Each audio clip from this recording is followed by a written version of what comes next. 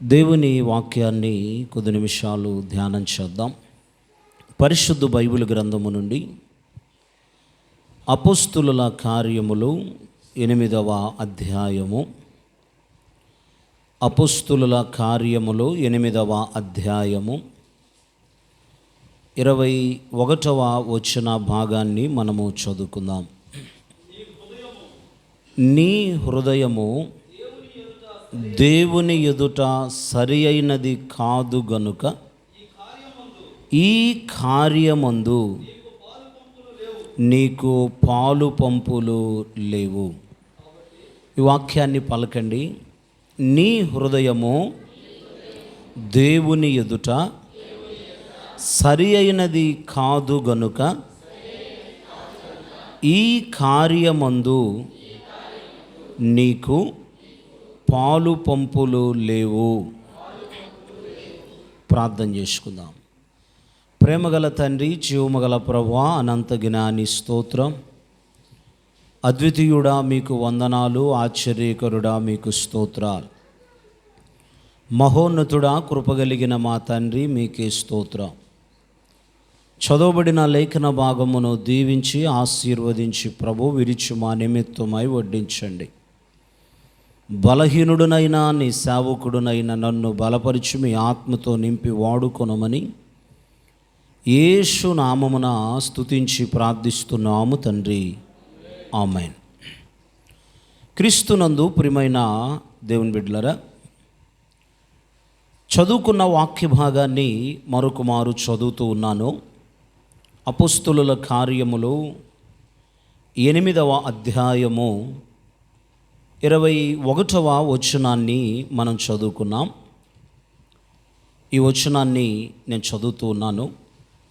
నీ హృదయము దేవుని ఎదుట సరి అయినది కాదు గనుక ఈ కార్యమందు నీకు పాలు పంపులు లేవు. ప్రియమైన దేవుని ప్రజలారా, ఈ దిన మన ధ్యానాంశం ఏమిటంటే, దేవుని ఎదుట మన హృదయాలు సరి అయినవిగా ఉండాలి. దేవుని ఎదుట మన హృదయాలు సరి అయినవిగా ఉండాలి. సరి అయిన హృదయము కలిగిన వారముగా ఉండాలి. సరి అయిన హృదయం అంటే దేవునికి ఇష్టమైన, దేవునికి అనుకూలమైన, యోగ్యమైన హృదయాలను కలిగి దేవుని సన్నిధిలో మనమందరము జీవించాలి. ప్రియమైన దేవుని ప్రజలారా, అపోస్తులుడు భక్తుడైన పేతురు గారు మాట్లాడుతూ గారడీవాడైన సీమోనుతో ఆయన చెప్తూ ఉన్నాడు, దేవుని ఎదుట నీ హృదయం సరైన స్థితిలో లేదు. దేవుని ఎదుట నీ హృదయం సరి అయిన స్థితిలో లేదు గనుక ఈ కార్యములో నీకు పాలు పంపులు లేవు అని జ్ఞాపకం చేస్తూ ఉన్నాడు. ప్రియమైన దేవుని ప్రజలారా, మన హృదయాలు దేవుని ఎదుట సరి అయినవిగా ఉండాలి. సరి అయిన హృదయాలను కలిగి దేవుని ఎదుట మనము జీవించాలి. సరి అయిన హృదయాలు కలిగి మనము దేవుని ఎదుట ఉన్నప్పుడు దేవుని ఆధ్యాత్మికమైన కార్యక్రమాలలో లేక దైవ సంబంధమైన ఆశీర్వాదాలలో, దీవెనలలో, వరాలలో, ఫలాలలో దేవుడు మనలను పాలు పంపులు కలిగిన వారినిగా చేస్తాడు. దేవునికి స్తోత్రం, హల్లెలూయా. అనగా దేవుని యొక్క ఆధ్యాత్మికమైన, ఆత్మ సంబంధమైన విషయాలలో, దైవ సంబంధమైన విషయాలలో మనము పాలు పంపులు కలిగిన వారముగా ఉండాలి అంటే మన హృదయాలు దేవుని ఎదుట సరైనవిగా ఉండాలి. సరైన హృదయాలు కలిగి దేవుని ఎదుట మనము జీవించాలి. సరైన రీతిలో మన హృదయాలు దేవుని ఎదుట ఉండాలి. సరైన రీతిలో దేవుని ఎదుట మన హృదయాలను మనము ఉంచుకోవాలి. మన హృదయ స్థితి ముఖ్యం. బైబిల్ గ్రంథం జ్ఞాపకం చేస్తూ ఉంది ప్రియులరా. ఆయన అన్నాడు, మనుష్యులు పైరూపమును లక్ష్య పెట్టుదురు కానీ యెహోవా హృదయమును లక్ష్య పెట్టును. ఆయన హృదయాన్ని చూస్తూ ఉన్నాడు, హృదయ పరిశోధకుడు. మనుషులు పైరూపమును లక్ష్య పెడతారు, యెహోవా హృదయమును లక్ష్య పెడతాడు అని బాహ్యమునకు ఎలా పడితే అలా ఉండమని కూడా దాని అర్థము కాదు. ఒక రీతిగా మనం ఆలోచన చేస్తే మనము లోపల ఏమై ఉన్నామో పైకి అదే అయి ఉంటాం. అంటే మన ఆంతర్యం, మన అంతరంగం, మన హృదయ స్థితి ఏమై ఉంటుందో బయటికి కూడా మనము దాదాపుగా అదే అయి ఉంటాం. ఈ విషయాన్ని మనం జ్ఞాపకం చేసుకోవాలి. సీమోను అనబడినటువంటి వ్యక్తితో అపోస్తులుడైన పేతురు భక్తుడు జ్ఞాపకం చేస్తూ ఆయన అంటున్నాడు, నీ హృదయం దేవుని ఎదుట సరి అయినది కాదు, సరి అయిన హృదయము కాదు. దేవుని ఎదుట సరి అయిన హృదయాన్ని కలిగి జీవించాలి. ఈ ఉదయకాల సమయంలో ఈ వాక్యం వింటున్న దేవుని బిడ్డలారా, మిమ్మల్ని మీరు పరీక్షించుకోవాలి. మనమందరము కూడా మనలను మనము పరీక్షించుకోవాలి, పరిశీలన చేసుకోవాలి. నా హృదయం దేవుని ఎదుట సరి అయినదేనా? దేవుని ఎదుట నా హృదయం సరైన స్థితిలో ఉన్నదా? సరైన రీతిలో నా హృదయాన్ని నేను దేవుని ఎదుట కలిగి ఉన్నానా అని పరీక్షించుకోవాలి. కాబట్టి ఇక్కడ పేతురు భక్తుడు చెప్తూ ఉన్నాడు, నీ హృదయము దేవుని ఎదుట సరి అయినది కాదు గనుక అంటున్నాడు. సరైనది కాదు చెప్తున్నాడు.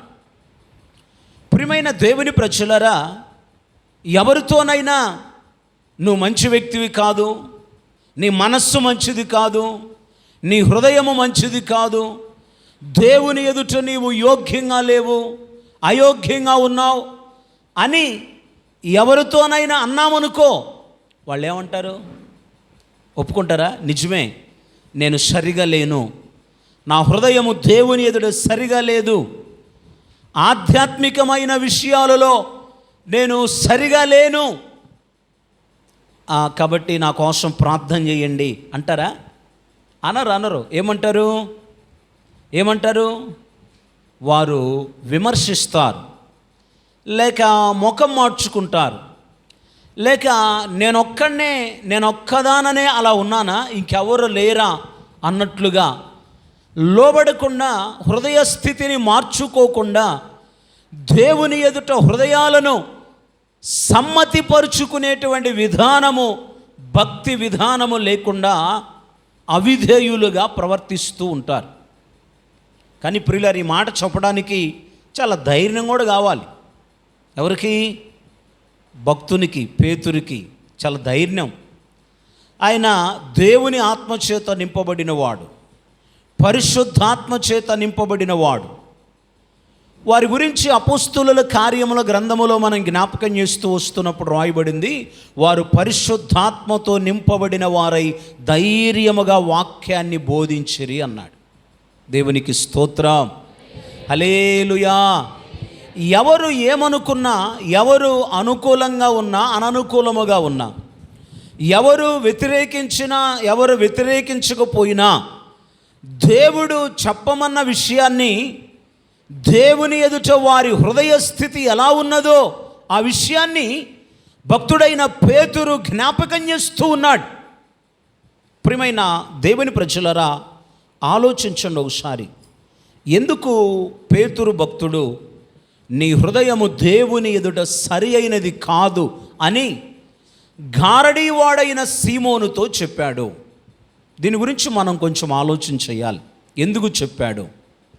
నీ హృదయము దేవుని ఎదుట సరి అయినది కాదు గనుక ఈ కార్యములో నీకు పాలు పంపులు లేవు అని చెప్తూ ఉన్నాడు. ఏమిటి ఆ కార్యము? ఏ కార్యములో అతడు పాలు పంపులు లేకుండా పోగొట్టుకున్నాడు? ఆ కార్యములో అతడు పాలు పంపులు లేకుండా ఉండటానికి కలిగిన కారణం అతని హృదయ స్థితి సరిగా లేదు. ఎందుకు లేకుండా పోయింది? దీని గురించి మనం కొంచెం ఆలోచించేద్దాం. దైవ గ్రంథములో మనం గమనించినప్పుడు ప్రియమైన దేవుని ప్రజలారా, ఫిలిప్పు అనబడినటువంటి అపోస్తలుడు, ఆయన అనగా ప్రభు యొక్క శిష్యుడు, సువార్తను ప్రకటిస్తూ ఉన్నటువంటి సందర్భములో దేవుని రాజ్య మర్మాలను, దేవుని రాజ్య విషయాలను అతడు ప్రకటిస్తూ బోధిస్తూ ఉన్నటువంటి సందర్భములో ఆ పట్టణములో గారడీ చేసేటువంటి సీమోను అనబడిన ఒక వ్యక్తి ఉన్నాడు. అతడు గారడీ విద్య ద్వారా, మంత్ర విద్య ద్వారా ఎన్నో విధాలైన అద్భుతాలు, ఆశ్చర్యమైన కార్యాలు, మనుషులను విభ్రాంతిపరిచి, మనుషులను ఆకర్షించుకొని, మనుషులను తన వైపుకు త్రిప్పుకునే, మనుషులను తన వెంట నడిపించుకునే కార్యాలు ఎన్నో అతడు చేస్తూ వచ్చాడు. ప్రజలందరూ కూడా గారడీవాడైన సీమోను చేసినటువంటి కార్యాలను చూసి, దేవుని మహాశక్తి అనబడినవాడు ఇతడే, దేవుని మహాశక్తి అనబడినవాడు ఇతడే, ఇతడు దేవుని మహాశక్తి అని చెప్పని పిలుస్తున్నారు. అనేకులు విభ్రాంతి చెందుతున్నారు, అతనిని వెంబడిస్తున్నారు, అనేకులు అతన్ని గొప్ప చేస్తూ ఉన్నారు, అతన్ని వెంటాడుతూ అనగా వెంబడిస్తూ ప్రవర్తిస్తూ ఉన్నారు. ఇలా అతడు చేస్తూ ఉన్నాడు. అటువంటి తరుణములో ఫిలిప్పు అనబడినటువంటి దేవుని సేవకుడు ఆ ప్రాంతానికి వెళ్ళి దేవుని రాజ్య విషయాలను ప్రకటించాడు, దేవుని వాక్యాన్ని బోధించాడు.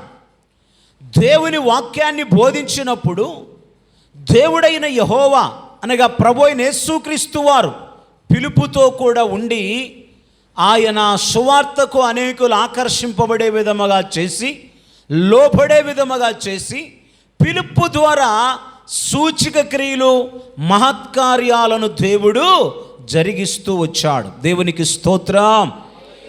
ఈ కార్యాలు చూసినటువంటి ఆ పట్టణములో ఉన్నటువంటి ప్రజలు అనేకులు ఫిలిప్పును నమ్మి, ప్రభువును నమ్మి అని రాయబడలా, ఫిలిప్పును నమ్మి ఫిలిప్పును వెంబడిస్తూ ఉన్నారు. దేవుని యందు విశ్వాసం ఉంచారు, వాక్యమునందు విశ్వాసం ఉంచారు. ప్రియమైన దేవుని ప్రజలారా, ఈరోజు అనేక మంది మనుషుల యొక్క విశ్వాసం దేవునిని, దేవుని వాక్యాన్ని ఆధారము చేసుకొని ఉండటం లేదు. ఎవరిని ఆధారం చేసుకొని ఉంటుంది?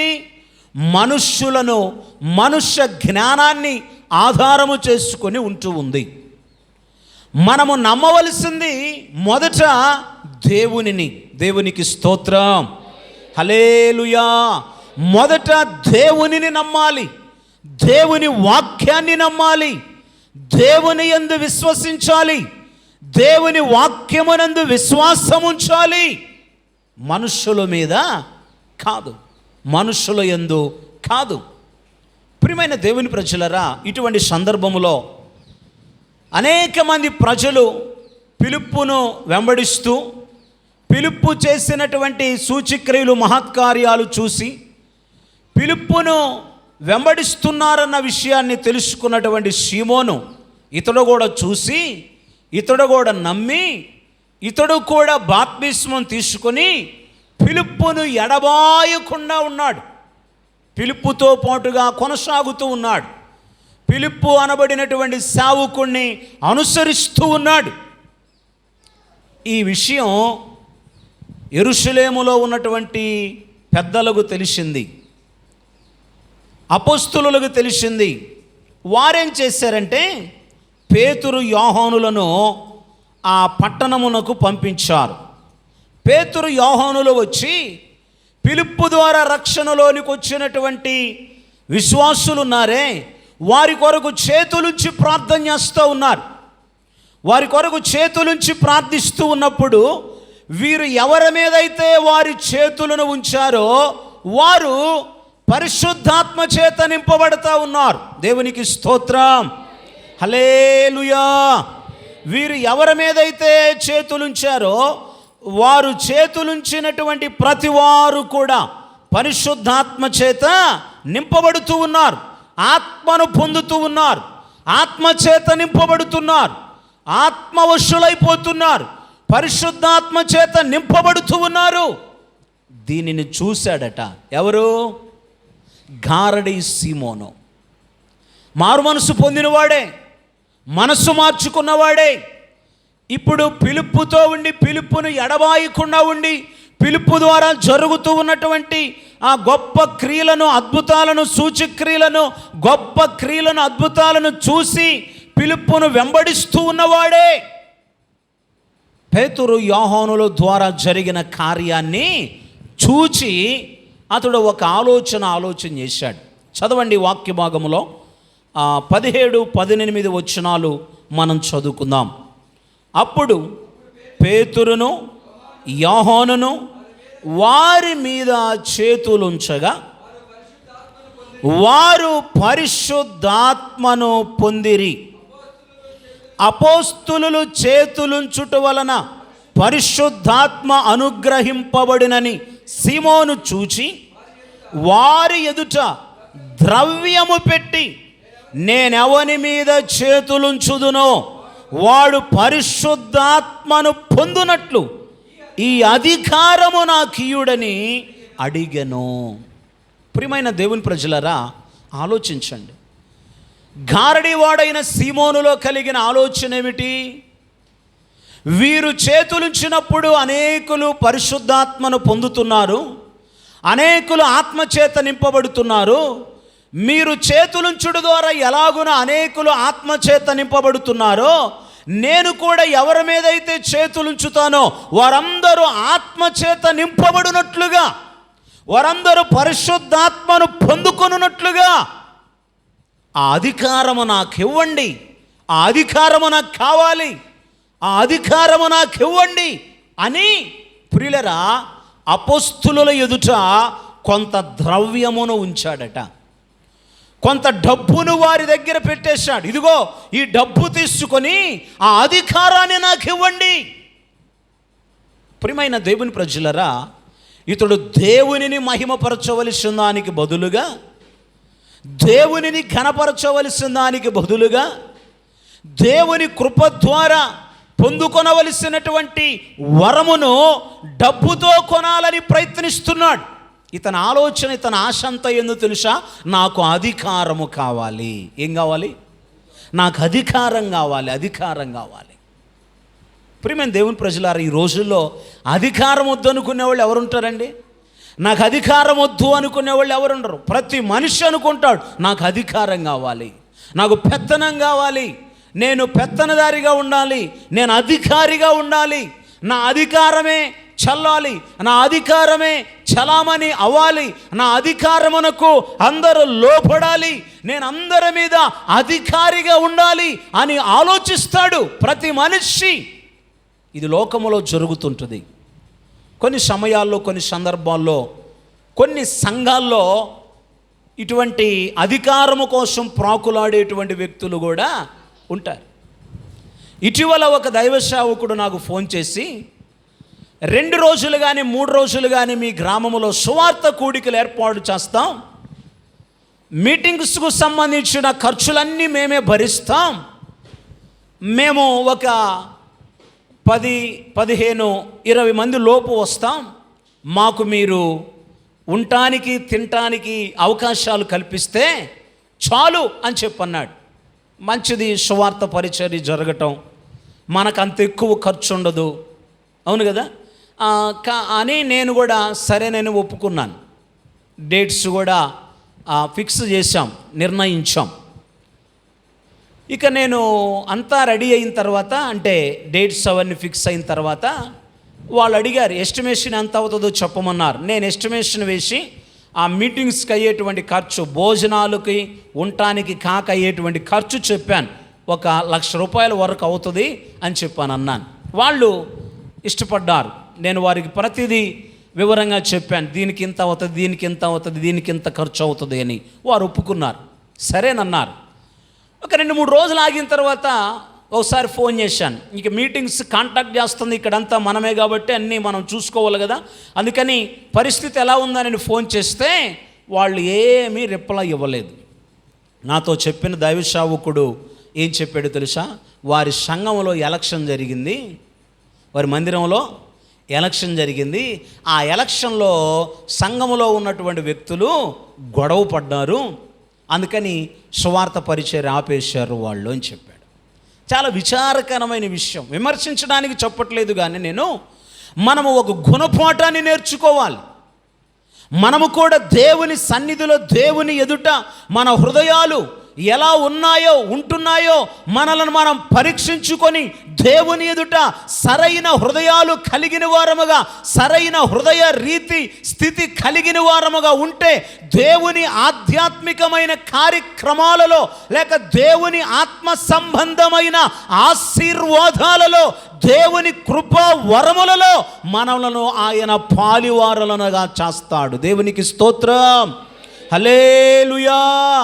మన హృదయ స్థితి దేవునికి అనుకూలముగా లేకపోతే, నా ప్రియమైన దేవుని ప్రజలారా ఆలోచించండి ఒకసారి.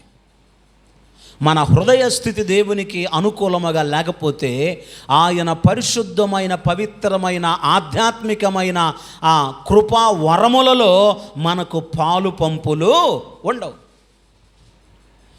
దేవునిలో మనకు పాలు పంపులు ఉండవు, ఆయన సన్నిధిలో మనకు పాలు పంపులు ఉండవు, ఆయన ఆశీర్వాదాలలో మనకు పాలు పంపులు ఉండవు. ప్రతి దినం, ప్రతి క్షణం, ప్రతి సమయంలో మనము నిన్ను నీవు పరీక్షించుకోవలసిన విషయం ఏమిటంటే, నా హృదయము దేవుని ఎదుట సరైనదిగా ఉందా? నా హృదయము దేవుని ఎదుట సరైనదిగా ఉందా? సరైన హృదయ స్థితి కలిగి దేవుని ఎదుట జీవిస్తున్నానా? నా హృదయ స్థితి ఏమిటి? గారడి సీమోను యొక్క హృదయ స్థితి ఏమై ఉన్నది? దేవుని వరమును డబ్బుతో సంపాదించుకోవాలనుకుంటున్నాడు. దేవుని వరాన్ని ధనముతో సంపాదించుకోవాలనుకుంటున్నాడు. దేవుడు డబ్బును బట్టి ఆశీర్వదించే దేవుడు కాదు. నీకున్న సామర్థ్యాన్ని బట్టి, పలుకుబడిని బట్టి, అధికారాన్ని బట్టి, నీకున్న స్థితిగతిని బట్టి ఆశీర్వదించే దేవుడు కాదు. మరి దేనిని బట్టి ఆశీర్వదిస్తాడు ఆయన? మన హృదయ స్థితిని బట్టి ఆశీర్వదిస్తాడు. చప్పట్లు కొట్టి ప్రభువును గణపరచుదాం. Praise the lord. నీ హృదయ స్థితిని బట్టి నిన్ను ఆశీర్వదించే దేవుడు ఆయన. కావున ప్రియమైన దేవుని బిడ్డ, నీ హృదయము దేవుని ఎదుట సరి అయినదిగా ఉండాలి. డబ్బుతో దేవుని దగ్గర నుంచి మనమేమి సంపాదించుకోలేం, డబ్బుతో దేవుని దగ్గర నుంచి మనమేం పొందుకోలేం. ధనముతో, మన సంపాదనతో దేవుని వరాన్ని సంపాదించుకోవాలని ప్రయత్నించటం, దేవుని ఆశీర్వాదాన్ని పొందుకోవాలని ప్రయత్నించటం వ్యర్థమైనటువంటి ప్రక్రియ, వ్యర్థమైనటువంటి పని. అది సరి అయిన హృదయ స్థితి కానే కాదు. మన హృదయము దేవుని ఎదుట సరైనదిగా ఉంటే, నీ హృదయము దేవుని ఎదుట యోగ్యమైనదిగా ఉంటే, నీ హృదయము దేవునికి ఇష్టమైనదిగా ఉంటే, నీ హృదయ స్థితి దేవునికి ఆమోదయోగ్యమైనదిగా ఉంటే, నీ హృదయము దేవుని ఎదుట యథార్థమైనదిగా, పవిత్రమైనదిగా, యోగ్యమైనదిగా ఉంటే దేవుడు నిన్ను ఆశీర్వదిస్తాడు. దేవునికి స్తోత్రం, హల్లెలూయా. అవును ప్రభువా, నీకు 1,00,000 ఇస్తా, నన్ను ఆశీర్వదించు అంటే కుదరదు, ఇంకొక 50,000 పెంచు అనడు. 1,00,000 ఇస్తానంటమే మంచి పద్ధతి కాదు. నీకు డబ్బులు ఇస్తాను, నన్ను ఆశీర్వదించు, నీకు అవి ఇస్తాను, ఇవి ఇస్తాను, నన్ను దీవించు అని చెప్పటం సరి అయిన హృదయ స్థితి కాదు. గారడీ సీమోను రక్షింపబడ్డాడు, పిలుపు ద్వారా జరిగిన కార్యాలు చూశాడు. ఫిలిప్పును దేవుడు వాడుకున్న విధానాన్ని చూశాడు. ఫిలిప్పును ఎడబాయకుండా ఫిలిప్పును వెంబడించిన వాడుగా ఉన్నాడు. విభ్రాంతి చెందాడు. పేతురు యోహానుల ద్వారా జరిగిన కార్యాన్ని చూశాడు. దేవునిని మహిమపరచాలి. ప్రభువా, నీ ఆలోచనలో, నీ ప్రణాళికలో నేనేమై ఉన్నానో నన్ను కూడా నువ్వు వాడుకయ్యా ప్రార్థన చేస్తే మంచిదే. దేవునికి స్తోత్రం, హల్లెలూయా. అలా కాకుండా ఇతను ఏం కోరుకుంటున్నాడు? మీకున్న అధికారము నాకు కావాలి, మీకున్న అధికారము నాకు కావాలి. ఎలీషా అనబడిన సేవకుడు అనగా శిష్యుడు, ప్రవక్త ఏలియా అనబడిన ఆ ప్రవక్త దగ్గర, గురువు గారి దగ్గర ఏమడిగాడు? నీ ఆత్మలో 2 పాళ్ళు నా మీదకి వచ్చినట్లుగా చెయ్యన్నాడు. 2 పాళ్ళు ఆత్మ నాకు కావాలి అని చెప్పని అడిగాడు. ఇదిగో ఆ రోజు గ్యాస్ ద్వారా తీసుకొచ్చుకున్న డబ్బు మొత్తం వాడి కుటుంబానికి కుష్ఠరోగం వచ్చేస్తే వాళ్ళు ఉపయోగించుకోకపోతే ఆడ పెట్టాం, అది తీసుకొస్తాం అన్నట్లుగానో, లేకపోతే ఇంకొకటి ఇలాగా ఏవి కూడా లేవు. అంటే ఏలియాకి ఎలీషా ఏ విధమైన ధనాన్ని ఆశ చూపలేదు. అంటే ధనముతో దేవుని వరాన్ని, దేవుని ఆశీర్వాదాన్ని, స్వస్థతను, అభిషేకాన్ని, దేవుని కృపను పొందుకోవాలి అని అనుకోవటం ఎంత అవివేకమైన విషయమో తెలుసా? ఎంత అవివేకమైన విషయమో తెలుసా? ప్రియమైన దేవుని ప్రజలరా, నేనెంత గొప్ప ఆసామినో నీకు తెలుసు కదా, ఎంత వ్యవసాయం ఉందో నాకు తెలుసు కదా, ఎన్ని అరకలగలిగిన వ్యవసాయం చేస్తున్నానో నీకు తెలుసు కదా. కాబట్టి 2 పాళ్ళ ఆత్మ, ఆ శక్తిని నా మీదకి కనుక రాణిస్తే నీకు 4 అరకలు ఎద్దులు ఇస్తానన్నాడా? ఏమన్నా ఇస్తానన్నాడా? ఏమల్లా. ప్రియమైన దేవుని ప్రజలరా, 2 పాళ్ళ ఆత్మను ఎలీషా ఏలియా దగ్గర నుంచి దేవుని కృప ద్వారా పొందుకున్నాడు. కారణం, ఎలీషా యొక్క హృదయం దేవుని ఎదుట సరి అయినదిగా ఉంది గనుక. దేవునికి స్తోత్రం. నీ జీవితంలో ఎందుకు దేవుని ఆశీర్వాదాన్ని పొందుకోలేకపోతావు? నీ కుటుంబంలో ఎందుకు దేవుని ఆశీర్వాదాన్ని పొందుకోలేకపోతావు? వ్యక్తిగతంగా నీ హృదయములో, నీ జీవితంలో ఎందుకు దేవుని ఆశీర్వాదాన్ని అనుభవించలేకపోతున్నావు అంటే నీ హృదయము దేవుని ఎదుట సరి అయినది కాకనే. డబ్బుతో సంపాదించాలనుకుంటావు, డబ్బుతో దేవుని కృపను అనుభవించాలనుకుంటావు. మన హృదయ స్థితి దేవుని ఎదుట సరి అయినది కాదు గనుక పరిశుద్ధమైన కార్యాలలో పాలుపంపులు లేకుండా పోతున్నాయి.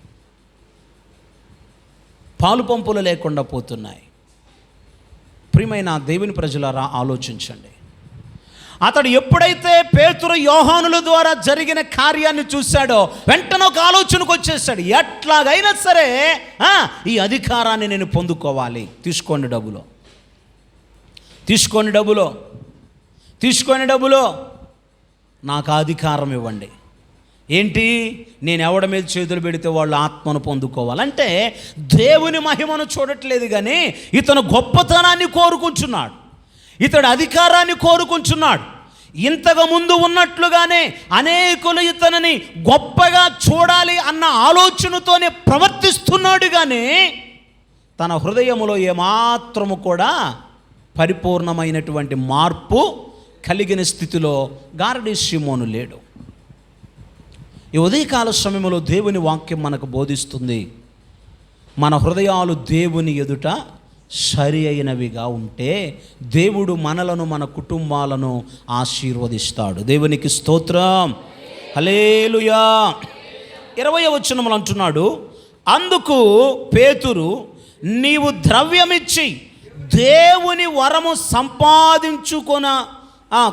సంపాదించుకొందునని తలంచుకొనినందున నీ వెండి నీతో కూడా నశించునుగాక.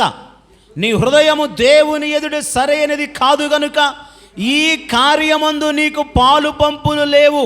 కాబట్టి ఈ నీ చెడుతనము మానుకొని మారు మనస్సు పొంది ప్రభువును వేడుకొనుము, ఒకవేళ నీ హృదయ ఆలోచన క్షమింపబడవచ్చును. ఒకవేళ ఆయన క్షమిస్తాడేమో. నీ హృదయం దేవునిది సరైనదిగా లేదు. ఎందుకు? దేవుని వరమును నీవు వెండితో సంపాదించుకోవాలనుకుంటున్నావు, ద్రవ్యముతో సంపాదించుకోవాలనుకుంటున్నావు, విలువైన వాటితో సంపాదించుకోవాలనుకుంటున్నావు. నీ వెండి నీతో కూడా నశిస్తుంది. ఆయన వెండి బంగారములకు ఆశపడి నిన్ను ఆశీర్వదించేవాడు కాదు. నువ్విచ్చేటువంటి కానుకలకు, దశమ భాగాలకు, ఆతిథ్యాలకు ఆశపడి ఆశీర్వదించేవాడు కాదు. కొన్నిసార్లు మనుషులలో ఉండే తత్వం అదే. హామాను అనుకున్నాడు, రాజు ఘనపరచను అపేక్షించు వానికి ఏం చేయాలి అంటే మేలుకరమైనవన్నీ చెప్పేశాడు హామాను రాజుకి. ఎందుకు? రాజు నన్నుగాక ఇంకెవరిని ఘనపరుస్తాడు అనుకున్నాడు. నన్నుగాక ఇంకెవరిని ఘనపరుస్తాడు అనుకున్నాడు. ఎంత అతిశయం! ఎందుకు? నేను మంత్రిని కదా, రాజుకు నమ్మిన బంటును కదా, రాజుగారి వ్యవహారాలన్నీ, రాజ్యపాలన విషయాలన్నీ చూసుకునే వ్యక్తిని నేను కదా. మరి రాజుగారి దగ్గర ఇంత ప్రాముఖ్యముగా ఉన్నటువంటి నన్ను కాకపోతే ఇంకెవరిని ఘనపరుస్తాళ్లే అనుకొని రాజవస్త్రాలు ధరిగించి, రాజు ఉంగరము తొడిగించి, రాజు గుర్రం మీద ఊరేగిస్తూ ఇలా చేయాలయ్యా, ఘనపరచాలయ్యా అని చెప్పానన్నాడు. వెంటనే రాజుగారు అన్నాడు, నువ్వు చెప్పిన వాటిలో ఏ ఒక్కటి విడువక మొర్దెకైకి చేసేయిపో అన్నాడు. తలగొట్టేసినట్టు అయిపోయింది. ఎవరికి? హామానికి, మంత్రి గారికి తలగొట్టేసినట్టు అయిపోయింది. ఇంకేముంది? ఎవరి కొరకైతే ఉరికొయ్య సిద్ధపరిచాడో వారిని ఇప్పుడు గుర్రం మీద ఊరేగించవలసిన పరిస్థితి, అది కూడా దగ్గరుండి హామానే జరిగించవలసినటువంటి కార్యం అది. హామాను హృదయం సరైనది కాదు, మొర్దెకై హృదయం సరి అయినది. దేవునికి స్తోత్రం, హల్లెలూయా.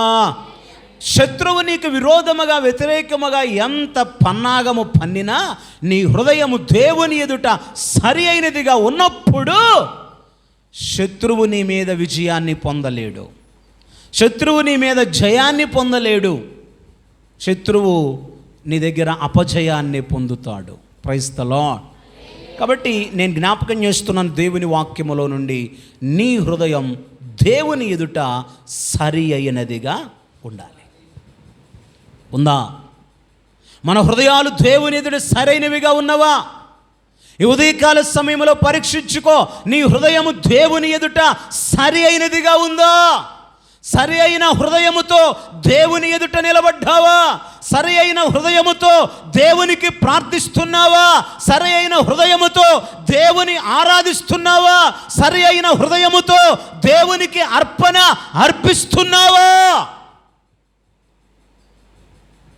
అర్పించే అర్పణ కంటే అర్పించేటువంటి మనుషుని యొక్క మనస్సు, హృదయం ముఖ్యం. అర్పణను బట్టి ఆశీర్వదించే దేవుడు కాదు, నీ హృదయ స్థితిని బట్టి నిన్ను ఆశీర్వదించే దేవుడు.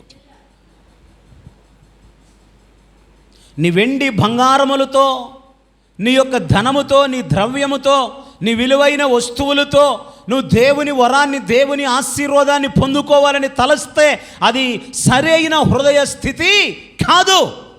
వాటిని బట్టి పరిశుద్ధమైన దైవికమైన కార్యక్రమాలలో నీకు పాలు పంపులు కలగవు. నీ హృదయము దేవుని ఎదుట సరైనదిగా ఉన్నప్పుడే దైవికమైన కార్యక్రమాలలో పాలు పంపులు కలిగి ఉంటావు. దేవుడు నిన్ను ఆశీర్వదిస్తాడు, దేవుడు నిన్ను దీవిస్తాడు. ప్రైజ్ ది లార్డ్, హల్లెలూయా. కాబట్టి ప్రియ సోదరి సోదరులారా, మన హృదయాలు దేవుని ఎదుట సరైనవిగా ఉండునట్లుగా మనము సిద్ధపడాలి. సరి అయిన హృదయాలతో, సరైన హృదయాలతో, పరిశుద్ధమైన, యోగ్యమైన, యథార్థమైన, నమ్మకమైన హృదయాలతో దేవుని సన్నిధిలో మనము జీవించాలి. అలా ఉన్నప్పుడు దేవుడు తప్పకుండా, మరువకుండా, విడవకుండా, మానకుండా మనలను, మన కుటుంబాలను ఆయన దీవించి ఆశీర్వదించి కాచి కాపాడుతాడు. ఆమేన్. అలా సరైన హృదయాలు కలిగి ప్రభు సన్నిధిలో కొనసాగి ప్రభు ఆశీర్వాదాన్ని పొందుకొనుటకై సిద్ధపడదాం. దేవుడి మాటలు మన వినికిడిలో దీవించునుగాక. ఆమేన్. ప్రార్థన చేసుకుందాం. తలలో వంచండి, ప్రార్థనలో ఏకీభవించండి. ప్రార్థనలో ఏకీభవించండి. మోకరించి ప్రతి వారు ఒక్కసారి పరీక్షించుకోండి. మిమ్మల్ని మీరు పరీక్షించుకోండి. ఒక్కసారి మీ హృదయ స్థితిని ఒక్కసారి పరీక్షించుకోండి. దేవుని ఎదుట మీ హృదయాలు ఎలా ఉన్నాయి? నా ప్రియ సోదరి సోదరుడా, ఈ వాక్యాన్ని విన్న నీవు పెడచెవిని పెట్టక వినిన వాక్యములో నుండి ప్రభు నీతో మాట్లాడినటువంటి మాటను జ్ఞాపకం చేసుకో. నీ హృదయము దేవుని ఎదుట ఎలా ఉంది? ఎన్నో మారులు దేవుని ఆశీర్వాదాన్ని, దేవుని యొక్క దీవెనను, దేవుని కృపను వేటితోనో సంపాదించుకోవాలని ప్రయత్నించి ఉంటావు. మనుషుడు కాదు, నువ్విచ్చే వాటికి, నువ్వు చేసే వాటికి ఉబ్బి తబ్బిబ్బైపోయి నిన్ను దీవించటానికి ఆయన సృష్టికర్త, హృదయాలను ఎరిగిన దేవుడు, హృదయ పరిశోధకుడు, పైరూపమును చూడువాడు కాదు, హృదయమును లక్ష్య పెట్టువాడు. ఒక్కసారి పరీక్షించుకో ప్రియ దేవుని బిడ్డ, ఒక్కసారి పరీక్షించుకో ప్రియ దేవుని బిడ్డ. దేవుని ఎదుట నీ హృదయం సరి అయినదిగా ఉంటే నీకు, నీ కుటుంబానికి ఎంత క్షేమమో తెలుసా, ఎంత దీవెనో తెలుసా, ఎంత ఆశీర్వాదమో తెలుసా. నీవు ఆధ్యాత్మికమైన కార్యక్రమాలలో, దైవ సంబంధమైన విషయాలలో, దైవ ఆశీర్వాదాలలో పాలు పంపులు కలిగిన వ్యక్తివిగా ఉంటావు అంటానికి ఏమాత్రము సందేహము లేదు. పరీక్షించుకోండి. ఇశ్రాయేలుల గురించి రాయబడింది. ఎంత జరిగినా, ఎన్ని చూసినా దేవుణ్ణి జ్ఞాపకం చేసుకున్నారు, కానీ వారి హృదయాలు ఆయన ఎడల స్థిరముగా లేవు అని రాశాడు. స్థిరముగా లేవు అని రాశాడు. అవసరమైనప్పుడు, అవసరం తీరిన తర్వాత మాత్రమే, ఆ తర్వాత వారి హృదయాలు దారి తప్పిపోయాయి. దారి తప్పిన హృదయాలు కలిగి, అస్థిరమైన హృదయాలు కలిగి జీవించారు. దేవుని ఎదుట స్థిరమైన హృదయాలు లేకుండా ప్రవర్తించారు. నీ స్థితి ఎలా ఉన్నదో పరీక్షించుకో. పరిశుద్ధుడు, ప్రేమ కలిగిన తండ్రి, జీవాధిపతి, ఈ ఉదయకాల సమయంలో ప్రభువా, నీ లేఖనములో నుండి మా అందరితో మీరు మాట్లాడినందుకు స్తోత్రం. వినిన వర్తమానములో ఉన్నటువంటి ప్రభువా సారాంశమును అర్థము చేసుకొని, వారి హృదయాలు మీ ఎదుట సరైనవిగా ఉన్నప్పుడు ఆధ్యాత్మికమైన కార్యక్రమాలలో పాలు పంపులు కలిగిన వారిగా, ఆధ్యాత్మికమైన ఆశీర్వాదాలలో ప్రతి విషయములో దీవించబడే వారిగా ఉంటారు అన్న విషయాన్ని గ్రహించి సరైన హృదయాలు కలిగి మీ ఎదుట జీవించే కృపద ఇచ్చేయమని యేసు నామమున స్తుతించి ప్రార్థిస్తున్నాము తండ్రి. ఆమేన్.